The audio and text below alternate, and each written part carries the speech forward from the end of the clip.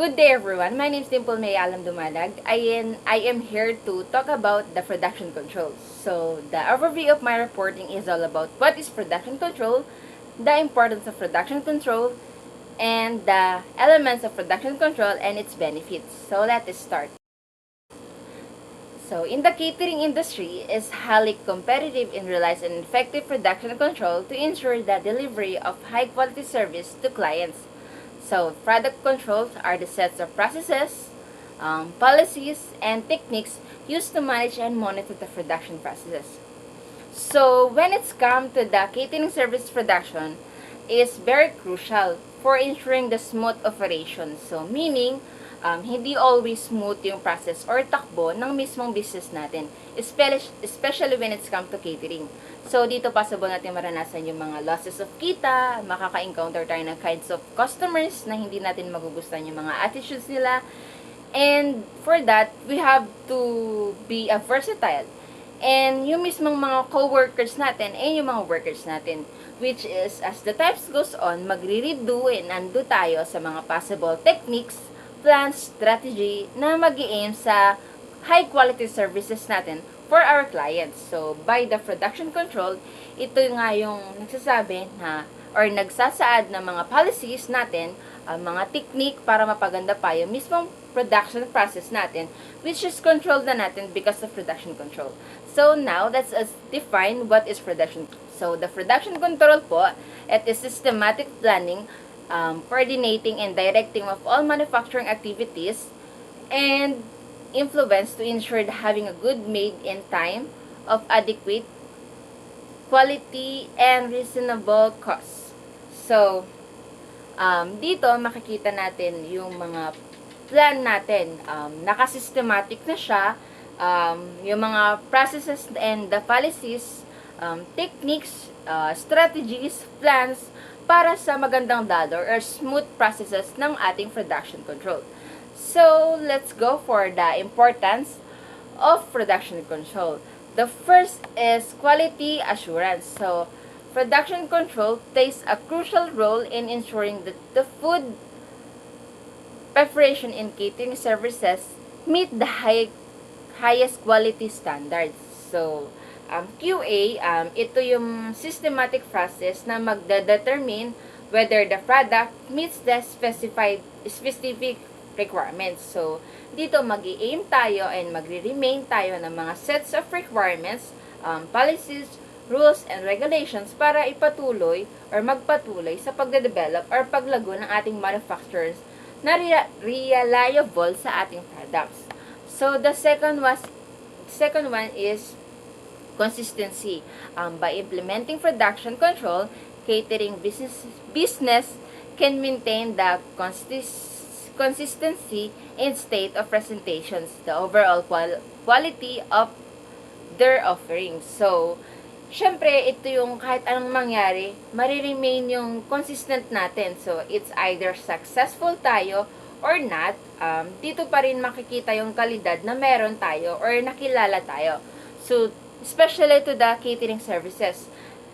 Siguro, possible dito makikita na when it's this client, this is business catering na to is kilala when it's come to cleanliness. So, kahit anong mangyari, kahit anong possible outcome, hindi ito pwedeng masira ng iba. So, dito papasok yung pagiging loyalty and consistent natin na kahit gaano kahirap man or kadali ng mga tasks and responsibility natin, kailangan natin i-retake natin and apply especially sa ating mga client para ma-retain natin yung high quality services. So, next is cost management. So, ito yung efficient product controls help the minimizing wastage, optimizing resources, and reductions of operational costs. So, ito yung you have a control and associated with the other businesses. So, para maiwasan yung mga wasting like sirang mga pagkain, mga expired na products, kailangan nating maging resourceful. Hindi dun sa mga kinakain natin especially. kundi sa mga possible na equipment and other things na gagamitin natin. So, we have to be resourceful to reduce yung mga operational costs and para mas makatipid tayo and also para mas lumaki yung mga profits natin. And the second for the last is the compliances. The production control help the catering business comply with the food safety regulations, ensuring that all food items are prepared, is handled in hygienic, safe, and mannered. So, ito yung act of being complied, especially sa safety ng mga customer natin or the client natin. So, magsaset tayo ng mga rules of regulations, mga preparations for handling the hygienic and safe manner, especially in catering services. Kasi, ang catering services, it is the handling the food to the guests natin. So, next is, let's go to the key element production control. So, first, we have the menu planning. So, proper menu planning ensures that the required ingredients and equipment are available before and the production process begins. So, dito, kailangan natin nakasets na yung mga possible food, possible menu na ibibigay natin sa ating guests or sa ating mga clients. So, halimbawa, let's start for the dishes, the main dish, the veggies, the dessert, the drinks, and then the mga previous natin na pwede nating ibigay is reliable sa ating mga customers or sa magiging client natin and the magiging guest natin. Para before and after, malalaman natin if the item is available, may availability ba or not, para makapag-substitute agad tayo whether the item it is available or not. So, next is the recipes. Standard recipes. So, creating the standardized recipe with accurate measures and instructions helps to maintain the consistency and control portion sizes. So, dito, makikita natin exact amount which is ma-apply natin kung ilan yung mga possible guests na kakain ng ating menu planning. So, dito, it helps to maintain the consistency which is ma-specify natin o ma-disseminate natin yung sizes kung ano yung mga possible na sizes na ibibigay natin sa ating clients. So, next is inventory management. So, effective inventory management ensures that the adequate stocks label are maintained and that the perishable item are used before the expirations. Dito papasok yung first come out first. Yung mga papasok dito yung availability ng mga products natin.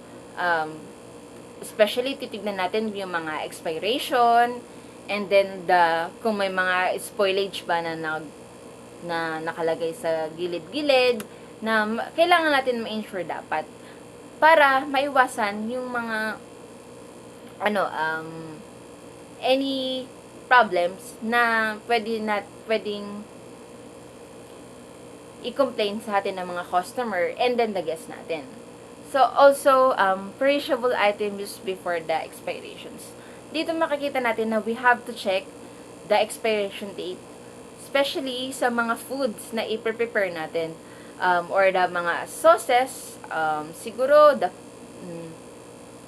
yung mga menus na gagamit ng mga tomatoes, syempre, and also the mga sauces na madaling mapanis. Syempre, iiwasan natin dito yung pagkakaroon ng wasting restoration. And the last is the production scheduling, which is creating the productions helps to allocation resources and plan the staffing and ensures the timely delivery catering services. So, dito papasok yung every time, every sets of hours, every sets of days, every sets of weeks, and a month, kailangan time to time, mag-check tayo ng mga possible na magkaroon na expiration. Para maiwasan natin yung any complaint na halimbawa, bago natin makita, on that day, magkakaroon tayo ng shortage, which is hindi na aware sa mismong customers natin. And that, magkakaroon tayo ng any problem na iiwasan natin. So, that's all for my reporting. Thank you.